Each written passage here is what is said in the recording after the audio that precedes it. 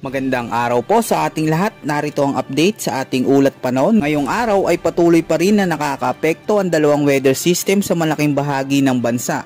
Una na rito ang frontal system na nakakaapekto sa bahagi ng extreme northern Luzon kung saan inaasahan ngayong hapon at gabi ay magdudulot ito ng mga pag-ulan na sinasamahan ng pagkidlat. Sa Batanes naman at Cagayan ay may inaasahan din makakapal na kaulapan na siyang magdadala ng mga biglaang pag-ulan dulot pa rin ng localized thunderstorms.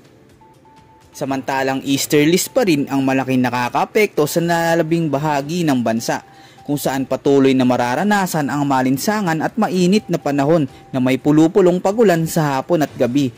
Para naman sa ulat panahon ngayong araw ay mataas ang tsansa ng mga biglaang pag-ulan sa malaking bahagi ng Luzon dahil sa localized thunderstorms. Posible rin ang mga pag-ulan sa Lawag City, Baguio City, Tuguegarao, Legazpi City at Tagaytay. Ang mga pag-ulan na ito ay epekto ng salubungan ng mainit at malamig na panahon.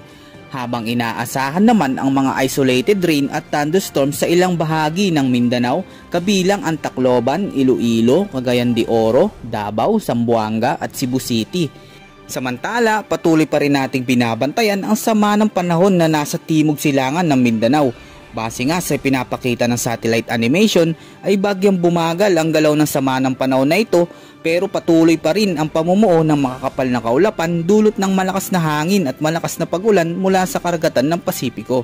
Mataas naman ang tsansa na posibleng next week ay pumasok ito ng Philippine Area of Responsibility bilang low pressure area at posible naman na lumakas pa ito o maging isang ganap na bagyo.